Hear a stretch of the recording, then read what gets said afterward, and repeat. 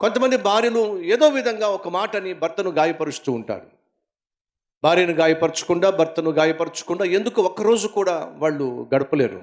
సూటిపోటు మాటలు, లేనిపోని అనుమానాలు, అర్థం పర్థం లేనటువంటి వాగ్వాదాలు, పనికి మాలిన ఆర్గ్యుమెంట్లు తారాస్థాయికి చేరి ఆఖరికి వీళ్ళు తిట్టుకోవడం, అరుచుకోవడం, కేకలేసుకోవడం. అటు తిరిగి భర్త పడుకుంటాడు, ఇటు తిరిగి భార్య పడుకుంటుంది. వీళ్ళ మధ్య సఖ్యత సమాధానం లేకపోవడం వల్ల ఏం జరుగుతుందో తెలుసా? పిచ్చి పిచ్చి ఆలోచనలు వస్తాయి, పనికి మాలిన ఆలోచనలు వస్తాయి. భార్య భర్తల మధ్య ఎడ ఉన్నప్పుడు, భర్తల మధ్య గ్యాప్ ఉన్నప్పుడు ఆ గ్యాప్లో సైతాన్ వచ్చి కూర్చుంటాడు. భర్తను గెంటేస్తూ ఉంటాడు, భార్యను గెంటేస్తూ ఉంటాడు. ఒకే ఇంట్లో ఉంటారు కానీ వారి మనస్సులు మాత్రం కలవు. ఫలితంగా వారి యొక్క శరీరాలు కలవు. ఆఖరికి వాళ్ళ ఆలోచన విధానం మారిపోతుంది. పనికి మాలినటువంటి ఆలోచనలు, తలంపులు వారిని ఉక్కిరి బిక్కిరి చేస్తూ ఉంటాయి. ఎగ్జాక్ట్గా దావీదు జీవితంలో అదే జరిగింది.